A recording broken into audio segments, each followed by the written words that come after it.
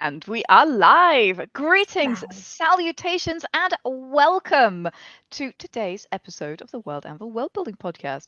And of course, I have my incredible guest, Laura, here with me today as well. Laura, how are you doing? I am so happy. I love watching the chat start screaming when you're about to go live. It's like the funnest thing. Anyway, so It's what we do. This is the home of the Bois. Ridiculous yes. excitement is how we get through the day. Or at least that's how I get through the day. Just all of the hype, all of the Hey, excitement. no shit. Yes. Like we all need to have a good time. Let's go. Yeah. Yes, absolutely. And speaking of let's go, let's go. Today's topic is author self-promotion, self-promotion in general without the ick. What do I mean? Well, some of us feel maybe a little bit awkward about promoting ourselves, maybe even a little bit awkward about saying nice things about our own work, and God forbid, introducing ourselves and saying, I am a writer. Um, it can be a challenge, right, Laura? Yes. Yes. I am the most qualified to speak on this because I'm from the American Midwest, and we're just not allowed to talk about ourselves. Period. The end. So yeah. So, folks who are with us live, you are more than welcome and absolutely invited to ask us your questions. Let us know what you've been struggling with more specifically. We will be doing questions towards the end of this chat. And share it with us in the chat, perhaps, what's been holding you back from self-promoting. That would be really, really good to help us help you, which is really what this discussion is all about. Laura is very qualified to talk about this. Laura is very qualified in many ways. And let me introduce her because, and I mean this as no exaggeration this time, she is far too modest to introduce herself. Laura VanArendonk Baugh writes fantasy of many flavors as well as non-fiction. She's an award-winning author whose latest release, The Eyes of Mandaral, launched yesterday on BackerKit's Booktopia and is already funded at 300%. And just to share this, I made Laura add that to her bio because she was too modest to add it herself. She has summited extinct, dormant, and active volcanoes and has visited one active eruption, but none of them has yet accepted her sacrifice. She lives in Indiana, where she enjoys Doberman's travel, fair trade chocolate, and making her imaginary friends fight one another for her own amusement. You can find all of her incredible work at lauravab.com. And also, we're going to be sharing the link for her backer kit release for her new series, The Eyes of Mandaral, which is like just out, hot off the ticket. Laura will be talking more about that later, but can we have just a sneak peek? What should we expect from The Eyes of Mandaral, Laura? It is about a farm boy trying to stop someone from saving the world. Ooh, I love it. We call that an inverted trope, I think. Yeah, there we go. So Yeah, let's subvert some tropes. That's what we're all about. I am here for it. Okay, well, let's start at the beginning.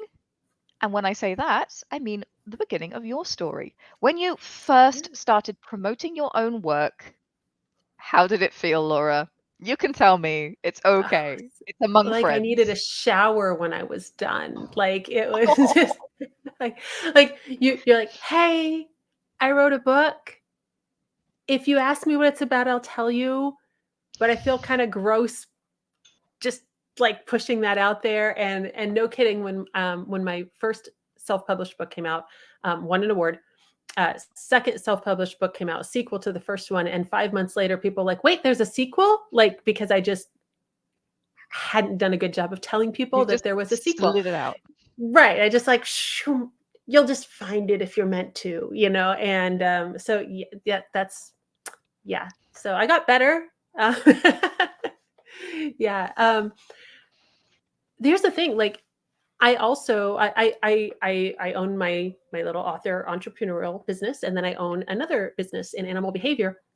And I'm a little bit better at promoting that because to me, that feels legit, like that's it's a real job. It also has what feel like more important stakes. I work with service dogs, I work with severe aggression cases, I work with things that are going to make people's and animals lives better, or perhaps in some cases save lives. And so that's easier to go, oh, I can help you. Right? Like I have the skills, I can help you. And then I come over here and I'm like, would you like to watch my imaginary friends try to kill each other. And but here's the thing that I finally got through my head, which was exactly what we were saying at the top. We're like, wow, this is the land of wow, because we need to have a good time. Entertainment, okay, fantasy, imagination, all of these things are part of the human experience. Like these are things that we also need in our lives. Look back at 2020, everybody turned to the arts, right? And we all started baking, we all started watching movies, we all started all of these things, and the shanty sing-alongs, all of this stuff. We need that. Even it's important, even if it doesn't feel as critical. So it really is. Oh, absolutely. Um, Laura knows this already, but I did a whole class on, making a business plan as a creative, like figuring out what is my product, why are people going to want to buy my product as a creative. And that has the same kind of problems of like writers don't want to think of their little baby book children as products, and GMs don't want to think of their wonderful RPG settings as products. But sometimes that's really helpful. And one of the most revolutionary things that I did was talk about value proposition with books. Yeah.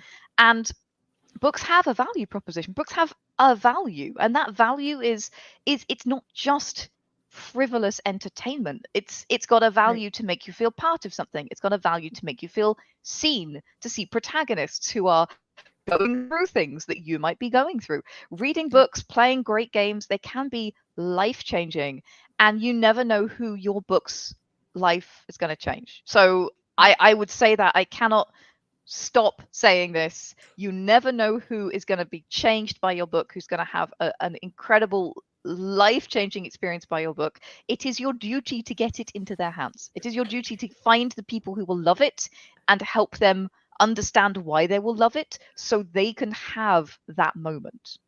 And on that note, it is easy to look at, oh, pick great classic, world literature icon that is going to be important. And obviously that will change lives because, whatever.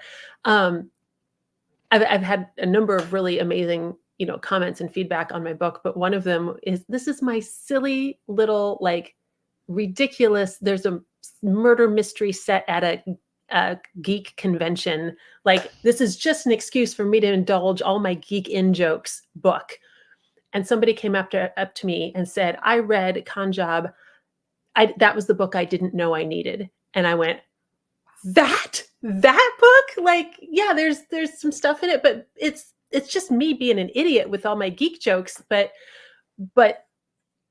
truth comes through. Like, relations, people find what they, yeah. Anyway, all that to say, there we go. Like, don't write off, oh, it's only a tabletop adventure.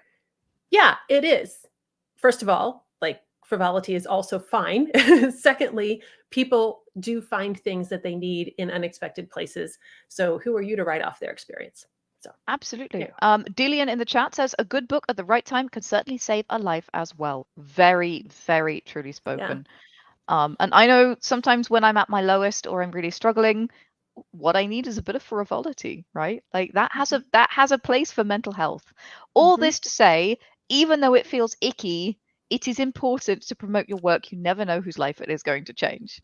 Um, why do you think we do feel strange about promoting our own work? I know you mentioned that you're from the Midwest, so some of this definitely it's cultural It's conditioning, cultural. right? Yes. And you mentioned, it's sometimes it's difficult for us to feel like our work has value. Do you think there are other inherent reasons that we feel odd? Those in the chat as well, please feel free to share why you feel odd about sharing your I work. mean, I think fear of rejection has to be a huge one. If I'm like, Yeah. Janet, I wrote this ridiculous story about a bunch of geek jokes at, a murder at a con, and you're like, well, that sounds dumb. And I'm like, yeah, it actually does. You're right. And so, and and so that, but I mean, even if people are polite about it, but I didn't want that. Oh, now my stuff is unwanted. And um, especially I think at the front end of a lot of artistic careers, I and my product are not separated. I am my product, and that is not true, but it takes an awful lot. Obviously, I am my product. I have bared my soul when I wrote this book. But at the same time, somebody not liking the book is not somebody not liking me. and that's really hard to discern in the beginning. So Yeah, absolutely. yeah. I think Harry in the chat has said, "I'm afraid my writing is not good enough," and I think that that is a fear of many of us. Like, we've made the thing, but what if it's rejected because it's not good enough? What does that mean? What would you say to somebody if they had that concern? First of all, it's a really good question. I think it's a healthy question. And I think flippant answers that you get a lot of times online of, oh no, you made it, so it's fine. Well, yes, you made it so it has value, but you made it so it may or may not have market value, right? Like these are not the same thing.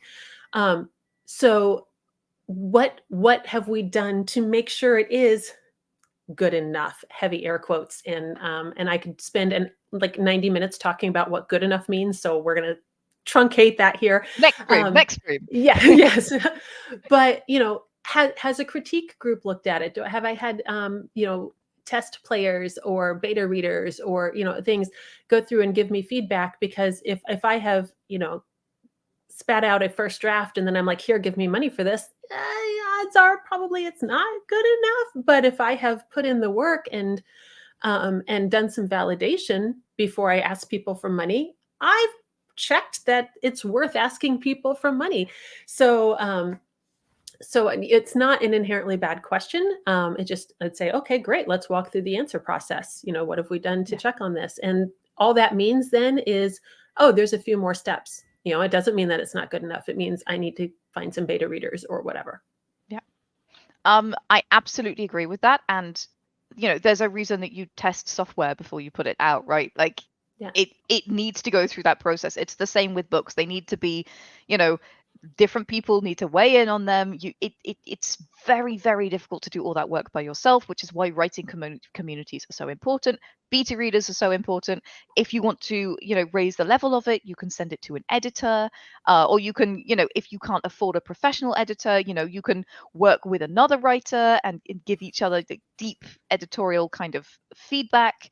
There's a lot of ways that you can go through this process. But I would also say I have read some books that I did not think were very good. I've read some books that I did not think were very well written, and they are incredibly popular, and loads of people love them, and they don't care that they're not very well It's written. almost like with 8 billion people on the planet, we might have a variety of tastes and preferences. Yeah, exactly. Weird. And Yeah. I can find things where if I put my writer editor hat on, I can pick them apart until the cows come home. And do you know what? There are so many readers who do not give a damn because they love what the book is about. They love the characters. It does not matter. So I would say, what does good enough mean? It means, will people like it? And you can't tell that unless you share it with a bunch of people and they'll give you your feedback. And Yeah. that's what the process is for. So I don't want to get too caught up with group therapy, although I am starting to think that maybe we should have a separate So I'll see you live next stream about week this. for Yeah, there are a lot of feelings about this. People have mentioned, a fear of being noticed that holds them back. Would you have anything to say about that, Laura? Is that something that you think Actually, you could one speak of the to? best comments I'm going to say about that really struck me came from somebody named Janet, who was talking about that. I know, right? That this was a few years ago, and you talked about the things we give up in order to be successful, but those things are losses, and sometimes the fear of that loss, will keep us from wanting to be successful. And I've seen that happen where people start referring to me as a writer instead of as a X, but I had a lot of attachment to label X. And so I'm thinking of somebody in particular who unpublished all their books when people started referring to her in a different way, which like extreme reaction, but also there was so much conditioning to this other label. So all that to say is, resources, energy, lifespan are kind of a zero sum game. We're going to have to make trade-offs. And I think sometimes people don't see those trades coming or are startled by them or unwilling to make them. And sometimes that's a valid choice. And sometimes it's like, no, I actually do want this. I'm just going to have to let this go for it. So, yeah. Yeah, amazing. So let's go back to self promo. And I think it's always useful to talk about pitfalls and things that are easy to avoid, or things you've seen other people doing that have got them, not necessarily in the best place, common mistakes, if you will. So what are some common mistakes that you've seen people make when they're self-promoting? I think two major ones come to mind. One is making it about me. So Mm, I have a book. You should buy my book to support me. This might work if it's your grandmother. It's probably not going to work on, the internet at large. Um, and and it really needs to be about what can my book offer that person. So either focus on the characters or focus on what you're going to get out of it. These are the feels that you're going to get while reading, that kind of thing. um, I had two. I distinctly said I had two. I wonder what the second one was. Please hold. uh, um, yeah, it's gone. It's totally gone. I'll come back in a it'll come second. back. Yeah. So, talking about, making it very egocentric, making it very much about you, I think that speaks to a larger, you have to talk to the person you're talking to, and if you can, figure out what they're going to vibe with in your book. So, And not yeah, everything's go for ahead. everybody. In fact, most things are for a relatively small audience. And so just stop that. Yes. I did remember the second one. I'm here now. Good. Um, we I see sometimes I am a hybrid author. I sell some stuff traditionally. I do a lot of self-publishing. So I spend a lot of time in the indie publishing world. And something I hear frequently is, well, people shouldn't expect as much from indie publishing.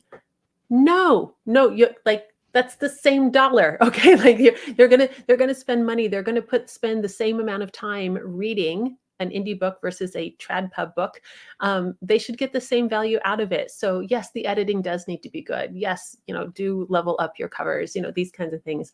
And I understand that sometimes, especially the resources can be hard to get a good cover and such. And I understand that there's a process. We can start at one place and level up and do all of that, but saying, well, people should just accept a lower standard is not the right answer. Mm. And there's my little soapbox. Yeah, no, very important to say, it's getting harder and harder at the top end of indie publishing. In fact, I would say impossible unless you check to tell the difference between a Yeah. self-published book and a traditionally published book. Yes. Self-publishing is very much traditional publishing without trad publishing taking the cut and doing the job. But like the Yeah. product is the same.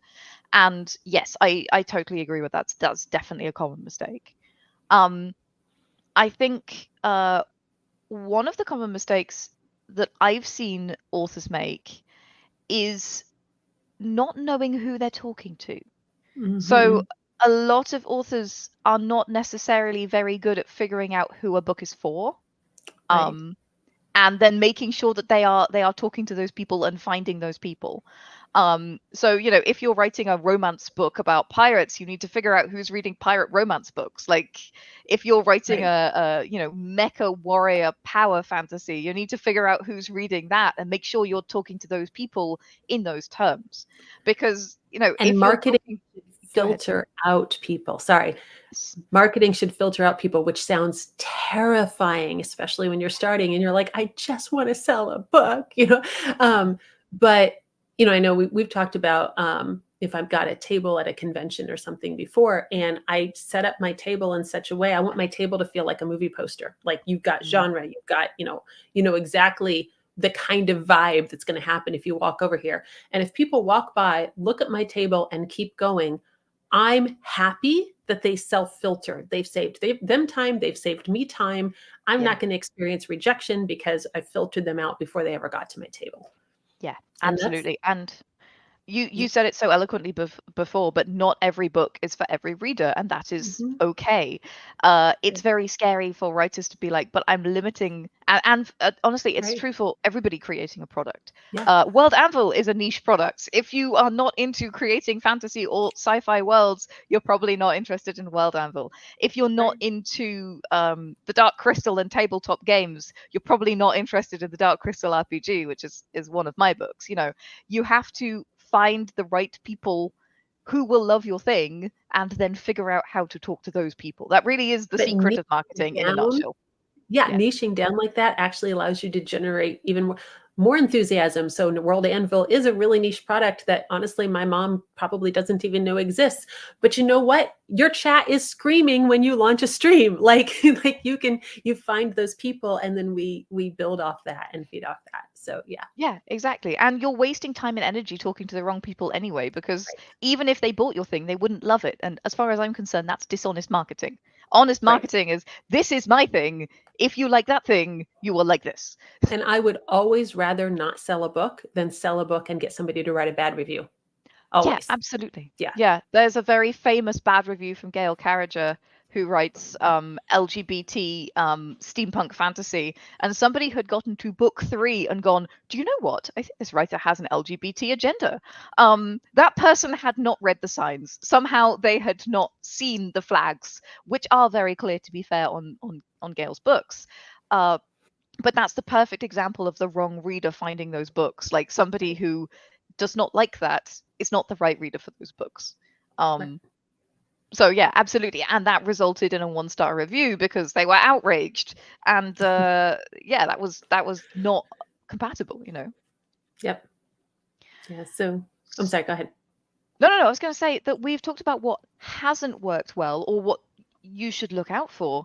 Um, let's talk about what's worked for you and your books. Now, you largely write epic fantasy. Is that correct? Or do you have more of a genre spread? I do have a genre spread. I also write nonfiction, so I'm just super weird. But epic fantasy. Let's focus on, because that's an easier yeah, it's an easier it's easier to talk about one niche than multiple. Also, like, do as I say, not as I do. Branding for a specific thing is much easier. Yes, that is true. In fact, a lot of writers will choose different pen names if they have Right. different genres. So they'll have, this is my epic fantasy pen name, and this is my, you know, erotic vampire novels pen name, for example. Right. Right. Right.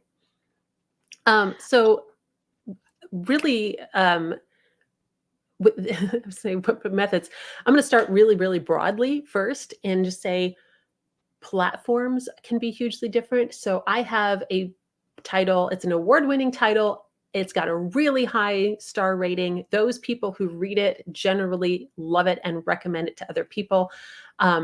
And I sold two copies of that book on Amazon so far this year, because it's a madhouse trying to fight for those keywords. It's just, it just doesn't come up. I would have to spend so much money in ads to try to get it to the top of the pile.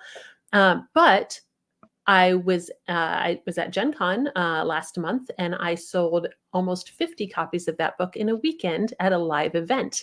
So of just that one title, and people were dragging their friends over. Oh my gosh, I got this book last year. You have to get it here, kind of thing. So just things like, try a completely different marketing approach. A lot of times we're so stuck in, oh, I heard Facebook ad, I heard TikTok, whatever, and we want to do the new hotness. Yeah. There are so many ways to reach potential readers, and yeah, like, having a table at Gen Con's kind of a steep one to start with. Okay, like, I'm just using it as an example, but you could go to a local Renfest. You could go to just try some other live events, or try a different social media platform, or go hang out in forums instead of a social media kind of vibe, and just experiment, find something else, because your pirate romance readers might be hanging out somewhere different than your mech warriors. So Yeah, absolutely. We just did a video, which will come out later in the month probably, about serial fiction. And we did a bunch of research into the different serial fiction platforms. And Kat, who some of you will know from the podcast and the live streams, did an experiment where she put up a bunch of serial fiction on a bunch of different platforms. And what she found is World Anvil gets you absolutely far and away the most views for sci-fi and fantasy. But if you're writing romance, then don't put it on World Anvil, put it on Vela. right. Like normal, straight, normal world romance should not go on World Anvil. That's not who's reading it. Right. And it's exactly the same in the digital space. Like, the people hanging out in one online space might like one thing, and there tends to become like a clique of people who kind of like the same things, and they all hang out in the same area because that's how people work and that's how communities form. And then in another area, maybe they'll completely vibe with your, I don't know, aardvark fairy romance or something, which I want to read that, by the way. Yeah, And they'll be that like, sounds this like a is the best Tumblr thing one, that ever happened. actually. You know, like, yeah, Yeah, aardvark fairy romance is definitely for Tumblr. And yeah, that's the thing. Like the yeah. people in the writing community on Reddit are not the same people in the writing community on Tumblr. Um, one of the things that we often say is small experiments safe to fail. You put in Mhm. enough effort to try something and give it a good try, but not completely burn yourself out on it, and you see what returns it has. Is that something that served you well in the marketing space as you try and find, different methods and different opportunities? So this is a multi-part answer. First of all, completely agree with, small experiments that are safe to fail. So if you're like, oh, I'm going to try Facebook ads for the first time, let me drop $2,000 on it. No, they are notoriously steep learning curve and difficult to get into. So, so don't go that. On the other hand, and I'm talking like Facebook ads, like I have a clue what I'm talking about. This is not an area where I excel, but if I try to do Facebook ads and I put in $5, I'm going to get no results, even if I somehow magically hit everything right, Mm, because it is a platform that really takes money in order to succeed. So I think the short answer on that is I'm not doing Facebook ads, but I know people who are doing fantastic with that. But the idea being, oh, I made a TikTok video, I didn't sell 100 books like so and so did, therefore that's not a viable platform, is probably not a decision supported by data. Okay, like you have mm, one data point, that's, you don't even have a line yet. Okay. yeah. um that said, yeah, don't go drop $2,000 on your first experiment. You got stuff to, other things that you can be experimenting with. I think one of the terrible and fantastic things about being a creator in the age of Internet 2.0, or wherever we are at this point, is that we do have free access to a lot of things, and it will take longer to generate that following organically, but I can have time or I can have money, and most of us have more time than money, and so it's okay to take a little time to start building up a following. Keep in mind that most overnight successes that you see only look like overnight successes from from a distance, and I know a lot of overnight successes. Somebody who landed a 6-digit book deal on her debut novel after 10 years of submissions, but everybody just saw, oh, she got a 6-digit deal on her first novel. Yeah. Yeah. No, I think that's a really good point. To your point of time or money, this is often talked about as a triangle. So, um, those of you who can see me, I have my hands up in a triangle right now. There's a triangle, and there's time, there's money, and there's quality. And you pick Fast, two. cheap, good. You get Yeah, two. Yes. Yes. exactly. You can have it fast, you I can have it live my cheap. life by this principle. Absolutely. And I think especially when you're talking about, anything that is production, like, it takes a long time to write a novel and it doesn't take a lot of money, but it sure as hell takes a lot of time.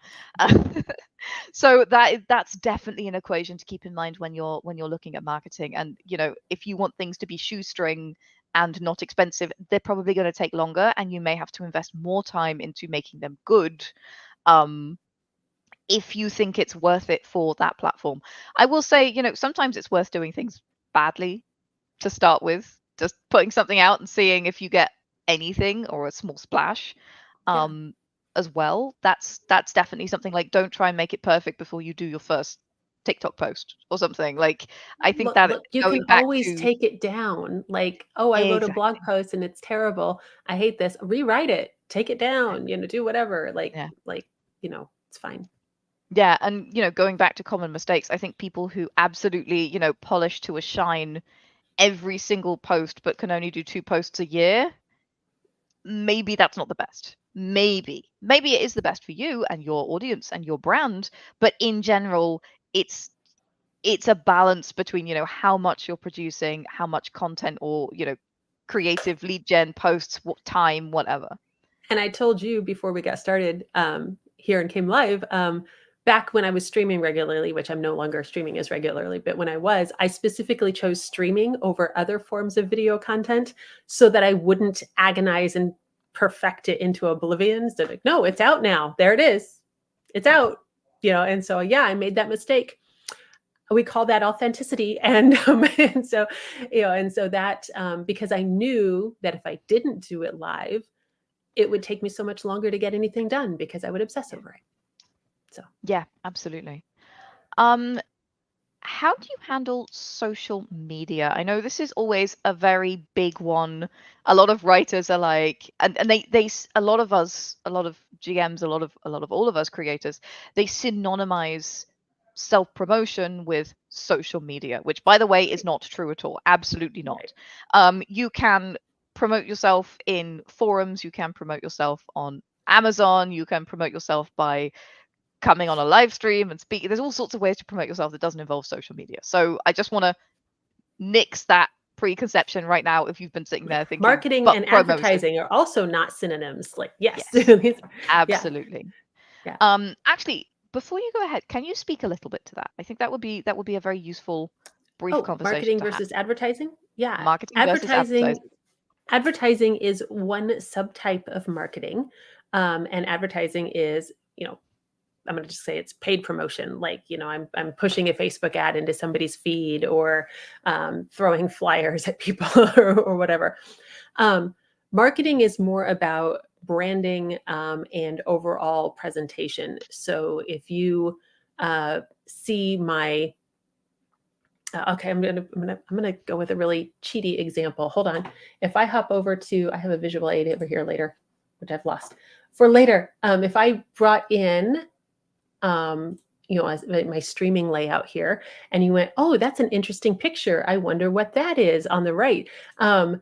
Great. I've intrigued you briefly with my marketing. Sorry, Jan, I just like No, you're fine. throw all the other things at you. So I just made you go, oh, that was interesting, right? That was marketing. I showed you my book cover. I didn't even tell you it was a book cover. I just, if you found that interesting, I want to look at that for a second. It wasn't advertising. Hey, this is a book cover and you should buy it. Okay, yeah, and those, and so marketing can include advertising, but marketing is so much more. It's me being available on forums to answer questions. I'm going to help somebody with their self-publishing questions, and then and just kind of become a known thing. And then when I have a product, maybe so they'll be like, oh, let's check that out. She seemed to know what she was talking about, whatever. That's marketing to creators, which is a little bit. I think we all want to hit other creators, but that's not not our. There's readers out there too that we should focus on. But being out there saying, "Hey, I love epic fantasy. Here's 10 books that I think are fantastic but often overlooked." And then next week, oh, and here's my book. Okay, but people are already looking at, oh no, she loves epic fantasy like we do, as opposed to, oh, it's another ad for her, kind of thing. And that goes back to what I was talking about before about knowing who you're speaking to. Like Yes. if you're an epic fantasy lover and you write epic fantasy, other epic fantasy lovers are going to vibe with you. And if you can convey that, they will vibe with you. They will be interested. Okay, So to switch that into social media, yeah. Absolutely. So if I have, and let me say right now, I am in the middle of a launch. So my social media is currently violating this because I get a variance during active launches. I launched yesterday. So right now my social media is very me centric about the books that I am launching. But generally speaking, if you catch me, in another month of the year, 80 to 90% of what I'm posting is probably not about me, my books. Okay, so it is, it's fun geek memes, it's recommendations for other things, it's commentaries, it's reviews, it's whatever. And, it's like, whatever the classic example is, I'm going to post 8 or 9 pictures of cute kittens and then one flyer for a sale on cat food. So that way you get the cat lovers on your channel. And then there's a sale on cat food. Great. But they didn't come to see the flyers for your sales. They came to see the cute kitten pictures. Yeah, absolutely. How about the personal versus professional aspect of social media? Mm. A lot of people are concerned, you can only be successful on social media if you're posting pictures of your food or posting pictures of, I don't know, yourself naked or whatever. That might turn some people off. I don't know. Um, how do you handle that, you know, that kind of presenting yourself as a person, but not presenting all of you as a person? So I think there's two sides of this to consider, and then I try to aim for the bell curve in the middle, but we'll see. There's the you must show every facet of your life and be completely transparent, and there's the you must hide your politics, say nothing that could be potentially controversial, have no opinions about anything, and I see people advocating for both ends of that. I'm going to say, first of all, huge hashtag it depends, because some of these, if you're writing political thrillers, lean into the political opinions. I may or may not choose to follow you, but you're probably, that's part of filtering out your audience, right? Like if you're writing, a particular, I'm going to very carefully avoid saying anything, but if you're writing a particular bent of political thriller, you may or may not want me in your audience.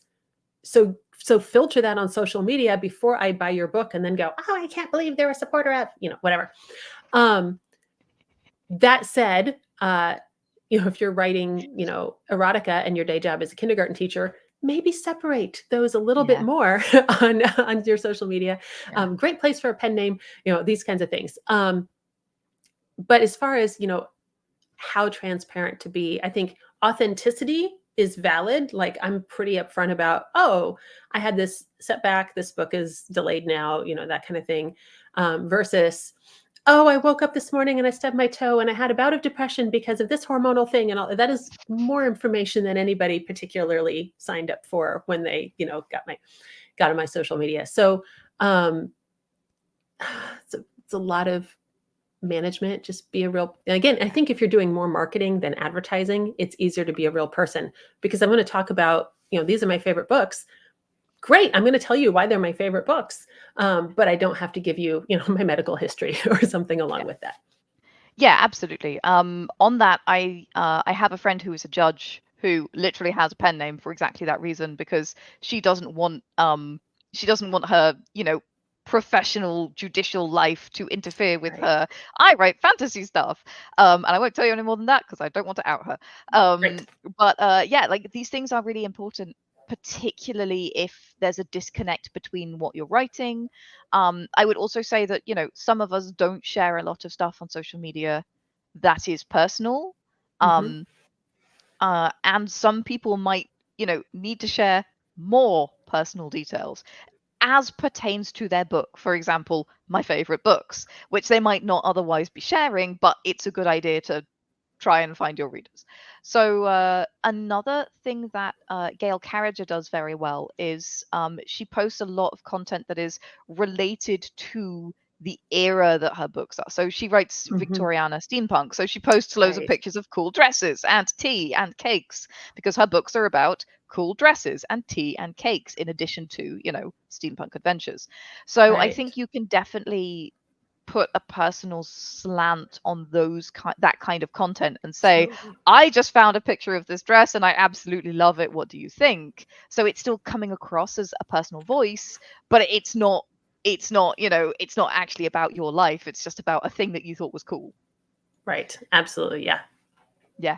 And yeah, as you said, I think it's just so personal, and like being a person in the digital age, everybody's got their own boundaries as well. Like it's a really Right. tricky one, but I think that the most important thing is is what you said. It really depends, and you can make it work yourself, right?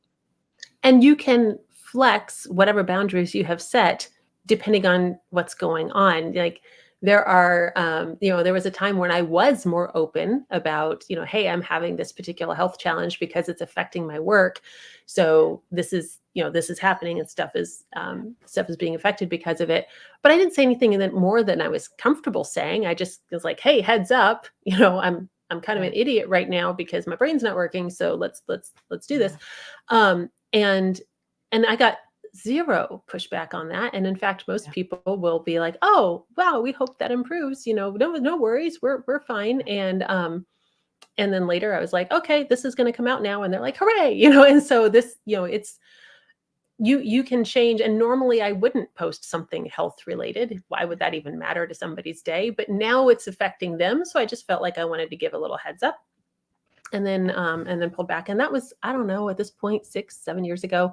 I don't think anybody's thought of it since then. So yeah, we're good, we're moving on. So Yeah, absolutely. Um, Dead Aussie Gamer from the chat, who is also a bit of a personality, a streamer, and amazing all-round person, by the way, has also mentioned parasocial relationships are very important. Having personal boundaries and, you know, it's one thing to be genuine, authentic on your social media. It's another thing to entitle strangers to know the ins and outs of all facets of your life, or heaven forbid, ask impertinent questions or slide into your DMs. You can have boundaries. It is okay to have boundaries. You can tell people that they are being inappropriate or simply block them. This is okay too. And yeah, very well said, Dead Aussie Gamer. I think that's a really important thing to mention as well. yes. So we've talked about things that you have tried that have worked. What about things you've tried that haven't worked so well for you? And So why do you think that is? I had the very best idea, and I'm going to bring my visual aid back now that you can we can see. Come on, you can do it. There we go. So I made a few years ago. I made this postcard front and back with a lovely little chocolate box. This was a sampler, and you could get complete short stories or the first several chapters of a number of different novels. This is like 80 or 90,000 words in this sampler. It's a hefty ebook. And it's just free download, no email sign up or anything. And I would give this away at conventions. So should you find yourself standing in line at a gaming convention, which is purely hypothetical, would never happen, but when that happens, you have a book to read on your phone while you're standing in line. Hundreds of people took these cards and were like, "This is a great idea." I got so much positive feedback on that. I've been giving them away now for about 3 years, and I've just crossed into 3 digits on the number of actual downloads at the time that this has Wow. been opened. And I think probably what was going on is when people are at conventions and they eagerly took this and told me how fantastic an idea it was, then they would drop it into their bag with all the other postcard swag and everything. And if they emptied that out when they got back, to home, it was now buried in 27 other things. And if they didn't empty it out, well, it was gone forever. So, Mm. um, and I just, it sat at um, probably 20 or 30 reads for about 2 years. And in this past year, I got it up. I checked today, it was 103. And I Wow. don't even know how many hundreds of these I've given out. So, so all that to say, great ideas don't always land. And even if I had test marketed that, if I had said, "Hey, people, tell me what you think," everybody has told me what a fantastic idea it is. It's still not working. Yeah, So, very interesting. yeah, so this goes back to test with actual data, and then Yeah, make sure you give it enough data. If I'd handed out one and one person read it, I would have thought, "Oh, we got 100% read through." In real life, it's not how that works. very So, interesting. yeah, but this, you just what I experimented. I'm out the cost of postcards. Like, there we go. And the few sales that it led to will at least recoup most of that. And Yeah. so yeah. Also, I mentioned earlier, that book on Amazon that it's a good book. People really, really like it. I've sold two on Amazon this year just because Mm. of the algorithm churn and how hard it is to get traction in that particular category. And so if I looked at that and I went, "Oh man, that book is, I guess it's just not going to sell," uh, that would be the wrong answer. The answer is that book needs to sell in a different place. So Yeah. yeah, just experiment. Yeah, no, it's a really, really, really solid thing to say, you know. You mentioned conventions, so I feel like I want to jump to this question. Mm, Those of you who are Sage and above on World Anvil, I strongly recommend you go and check out Laura VAB's talk on taking books to conventions. We have one for game masters and people who write game books for game conventions, and we have one for authors at author conventions, but both of them have huge amounts of crossover. And it is a fantastic seminar that Laura gave. That's available if you go to worldamble.com/sage. You can find all of that kind of material right there in the YouTube. So yeah, do go check that out. Laura is wonderful. Can you share some of the tips you have for getting people interested in your book at in-person conventions without feeling like the proverbial used car salesman? Yes. And I feel I'm actually like, I'm at the point now where I can say, I feel like I'm pretty good at this. Like it's working really well for me. And I don't feel like I'm bragging to say I'm usually one of the highest selling tables in the area, because I've found a system that works for me. And one is my table is very, very branded. I don't mean it's got my name all over it, although it does have my name visible, but I have flickering candles, electric, not actual, and a sheepskin, and my colors and my textures and everything just says epic fantasy. And and my whole little area, and it's not like I've built myself a little hut. Okay, that's not permitted at most of the places I go. But if you look over, you're never going to look at my table and say, I wonder if she writes cyberpunk. Okay, it's just, Yeah. it's not going to be there. It's very, very branded. So if you walk So by it's and you're very looking genre for, forward, is what you're saying. yes, Like yes. if you look at it, it is so genre that you are automatically filtering. If you like this genre, come here. I have the candy, and if you don't like it, you're going to go away and leave space for other people to see it. And that is why I want people to walk by, look at my table. Now, if they walk by and don't look at my table, I have no clue what just happened. If they walk by, look at my table, and then keep going, those are people looking for contemporary fly fishing romance or aardvark fairies or whatever. They want looking for something that I don't have. I have a lot of people who stop, look at it, and either come to the table or look at it from a distance. Okay. Now, if they're looking at it from a distance, I will engage with them. But it's not, do you like to read? It's just, That was there's like terrifying. it is terrifying. And I have watched people start to come into a book area, get the unhelpful cold calls and leave. And as me, somebody further in, I'm like, can you not? Okay. Um, so I will say something like, oh, may I tell you about the books? And they can say yes or no at that point. Yeah. But most people will say yes. And now I have what's probably going to be a 2-sentence pitch. And so these are super, super fast. I'm like, oh, this is about a Greek girl who's abducted, ends up in Asgard, where she tells her own Greek myths to entertain the Norse gods until one of her stories leads to murder. It's it. That's the whole thing. And I stop, and people go, oh, okay. Aardvark fairies. Okay. And people go, wait, what? And I'm like, oh, would you like to? And so now I'll let them read the back of the book, or I'll start answering questions or something like that. What I'm Yeah. hearing is you also practice your pitches. You Oh, practice yeah. your pitches for the different books, so you know when someone comes up and says, "What is this about?" You don't go, elves," like it's a question. Right. And I will confess, like, I'm gonna just put my bear my vulnerability here on stream for the entire planet. The new hotness that launched yesterday, I don't have my pitch done yet. I keep working on it. I don't have one I'm happy with. So that's my project that I'm still working on, because I don't have a 2-sentence. I mean, I gave you the sentence early when you asked. It can be better. So I'm still working on that. But my Chardonnay series is 4 books. It's a tetralogy. I have a 2.5 sentence pitch for that. I cannot tell you how many times I have sold a complete series on the strength of saying those 2 sentences and shutting up. Okay. And it's, you want people, we're so like, can I tell you about is it okay if and trust me, I feel you. I am there. And I'm still probably doing that inside, but I'm going to say, hey, I'm going to present this thing. If you find it intriguing, I will tell you more, or I'll hand you the book and let you read the back or whatever.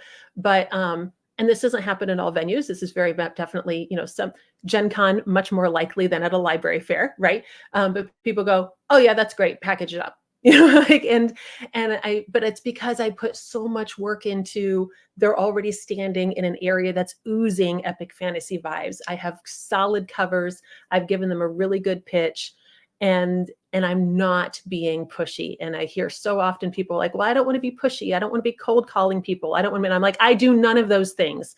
Like cold calling people would be anathema to me. But I don't have to, because my table is set to do the heavy lifting. And then all I have to do is tell them about my imaginary friends.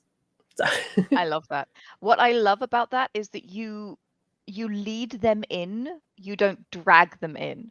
So you yes. lead them in with your beautifully textured, with your sheepskins and your candles and your booth that oozes epic fantasy, and then you lead them in with a pitch that ends in a dot dot dot, and not in an obnoxious way, but in a, and then it leads to murder, and then you don't say anything, and that makes Right. them ask the question, that makes them come to you. I think that is so smart, and I think that that is something as a lesson that also transfers to digital media. It also transfers to, messaging everywhere. As authors, once we get started, we actually do kind of want to give away the cow. We do kind of want to tell people everything about the book, and Yeah. I think it sounds like you've really perfected the art of telling them just enough to pique their interest and then get them to ask the questions.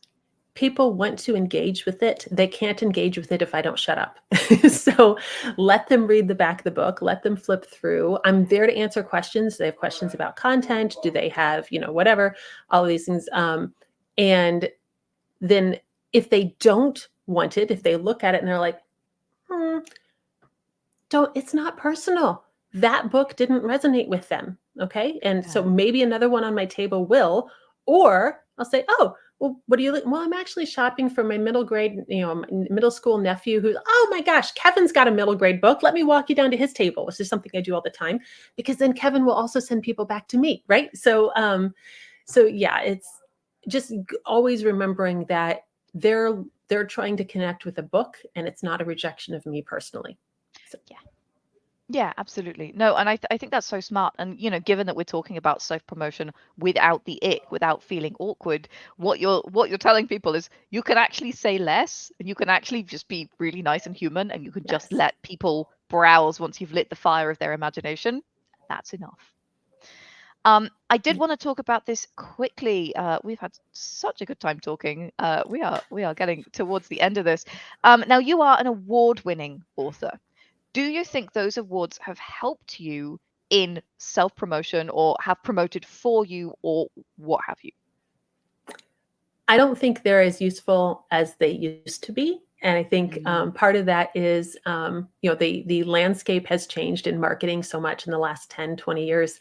And I'm going to tell you a terrible, terrible story. It is a true story. I had to walk away from a conversation. There were we were at an event with a lot of authors, and there were these two guys talking, and one of them said, yeah, in seventh grade, I won a prize for such and such. And so I put award-winning author on my bio. It wasn't for writing, but it could have been. And the other's like, yeah, I got it. And I was like, I need to leave now. But that's the thing is, bestseller no longer carries the cachet because it's been used so often. Award winning no longer, I still put it in my bio, but I think that's just to make me and my mom happy. Like it's not, it may or may not be doing as much for me. I don't know. I the only time I think I really mention it in marketing is I, I actually only use it with one book now that I'm thinking about it. There's one book if I'm doing live sales at an event, and I will say, and this one has the shiny gold sticker on the front to say that more than just my mom liked it, because my if you interact with me in person, self-deprecating humor is definitely my sales technique. Anyway, um, but but I don't think I mentioned that with any of the other anything else. It's just that one book for some reason. And I don't know what that actually does for my sales. I haven't tried it with and without it to get a data set, but I would say don't stress if you don't have awards to flaunt, because I don't think, unless it's a Hugo, most people they don't carry a list of awards, which ones are valid, which ones are super industry legit, and which ones are more local, and what people don't have that information. They may or may not care. What they're most interested in is, will this book make me happy?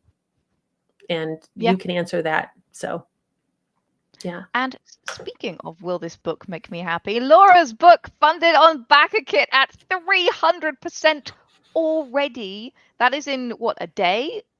Right, Yes. Laura? Yeah, we're on 24 hours right now. Yeah, so Amazing.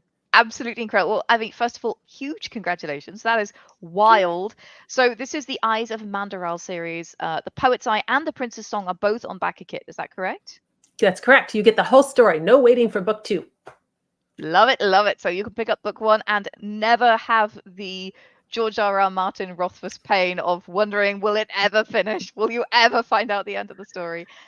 We have been sharing links in the chat for that. We will share links at the bottom of this YouTube video and on the bottom of this podcast. So do go and check it out. Let's test. Can I do my own marketing thing? Yeah. We are still within the first 48 hours early backer bonus rewards. Just Oh saying. There's a man. countdown, so now is a good time. So what do people get for the early backer bonus awards? If you're a returning backer, you get an extra sticker and a bonus ebook. And if you are a first-time backer, there's a bonus ebook. You can buy this bonus ebook separately for $5, but why would you when you can get it right now? Also, let me show you what I'm doing with my marketing right now. I'm hard selling you. This feels very hard selling to me, but I'm telling you, hey, if you're interested in this thing, here's a way to get it for less. Here's the benefit to you. It's not buy my extra ebook. It's right now it comes free with an extra ebook. So. Yeah, absolutely. No, and very, very smart. I think it's time to test Laura's sales pitch. What is the Eyes of Mandaral about, Laura? Tell us. Would that be the one I just told you that my sales pitch isn't ready yet? Yeah. Is that the one? Okay. That's the one you just told me you're not ready yet. I want to hear it. Okay. Galen, farm boy who just found out his uncles murdered his father for spoils of a robbery. The only way he can prevent his family from killing each other again is to run away with the magical item that they're fighting over. Too bad it turns out to be a hoax. That would be real handy about the time an inhuman horde starts invading. Oh, amazing. Incredible. Folks, that is now available over on BackerKit. And Laura, it just sounds absolutely wonderful. Congratulations.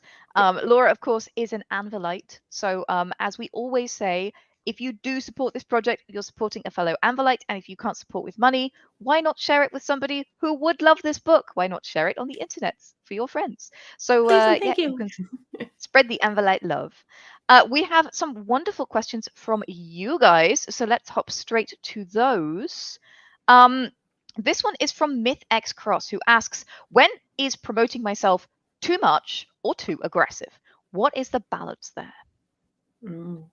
When people want to walk away, that is too much.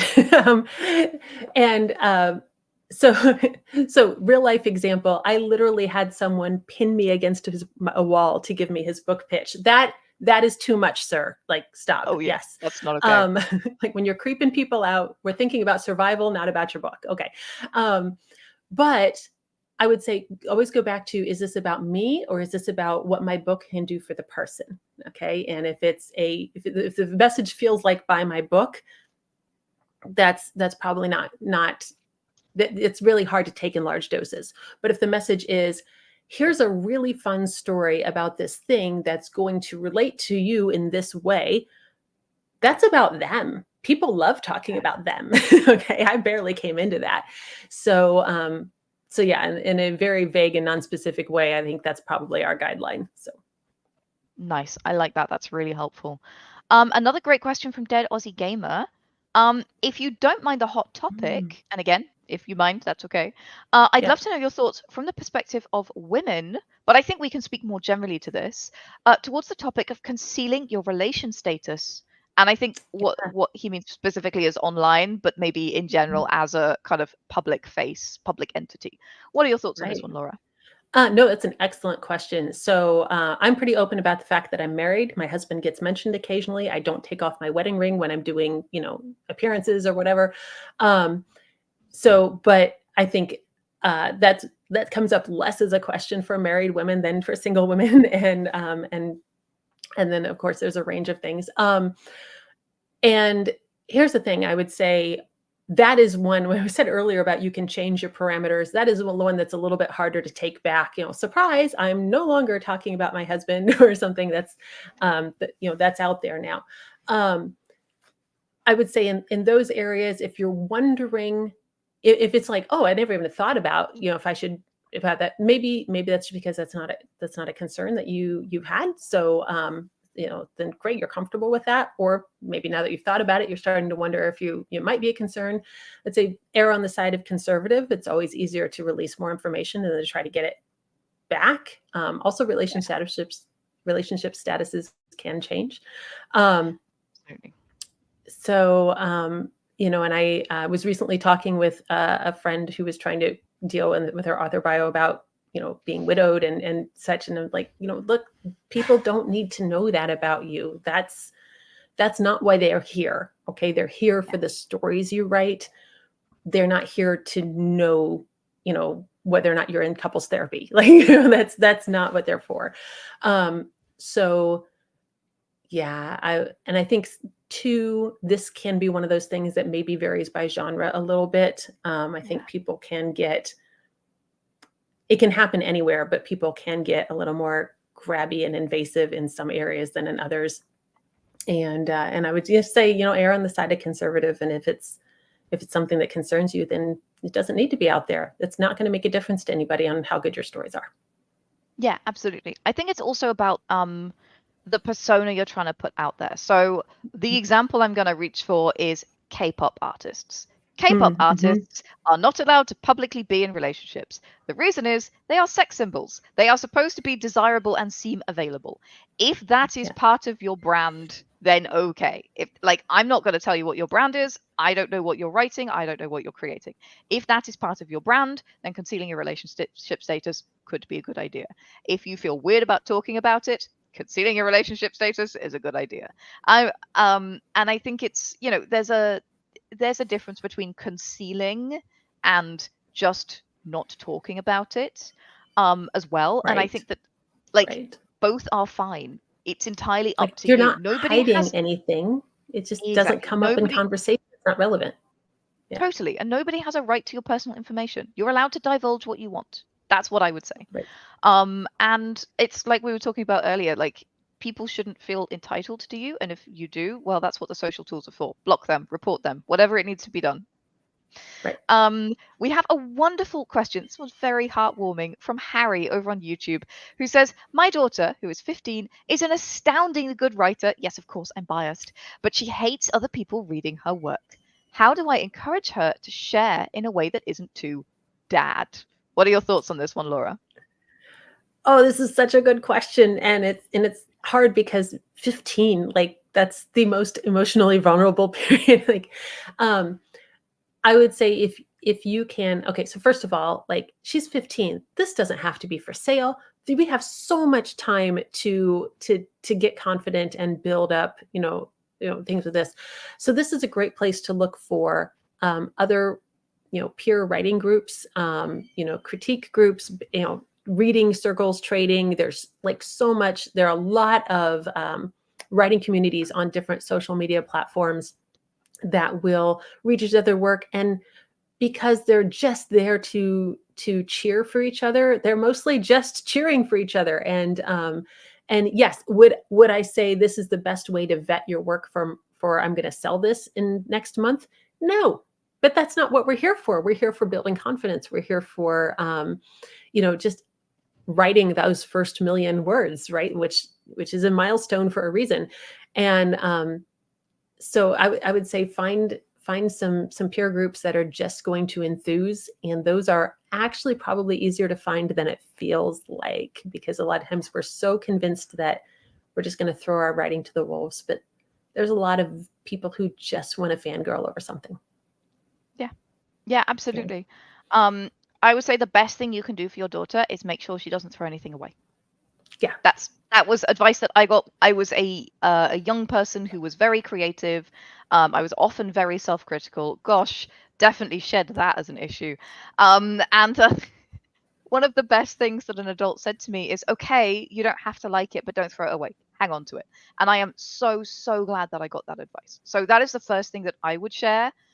that was incredibly helpful for me as a 15-year-old girl. But as Laura said, you know, if she loves to write, hook her up with other people who love to write. Is there a writing group at the library? Is there, something for kids? Is there an after school thing for kids where, they write together, or they talk about, and they don't even have to share writing. They could, Right. talk about writing. We just want to sit around and Something share that writerly vibes. Yes. absolutely, and something that gets her Yes. comfortable and feeling comfortable in that space, and with that, those vibes, that identity, whatever, she will find the path when she finds the path. It is very difficult to share your early work as a writer. It's really hard. It can feel very embarrassing. And along with that, when you are sharing, be extremely clear. This is for people at all levels. Be extremely clear about what you're asking for. Hey, I wrote this. Can you just read it and enthuse with me because I wrote a thing? Completely the valid request. Hey, I wrote this. I want to publish it. Can you give me an editorial critique? The problem is when people think they want A, but somebody thinks they've asked for B, and then Yes. that's where things go very badly. And so it's the same thing of, hey, I'm really upset. Are we in the emoting stage or the problem solving stage? Okay, and Yeah. this is the same thing. Like, be specific about what you want. If somebody else is not able to distinguish between that person's not a good person to share with. But there are a lot of people who will listen to which one you want and respond accordingly.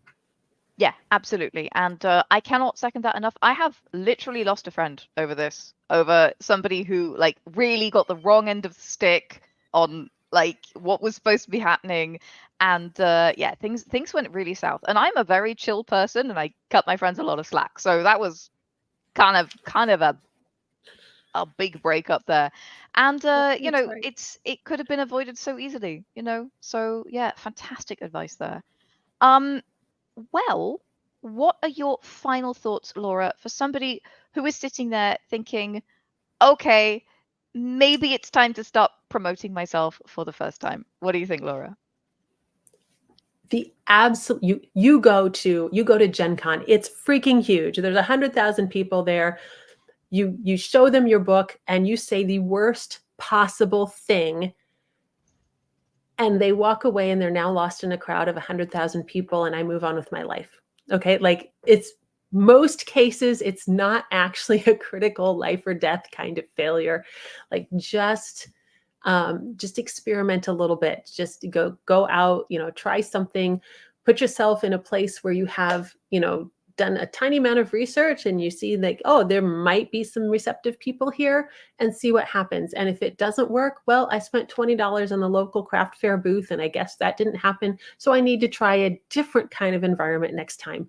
And that's it. It's not necessarily reflection.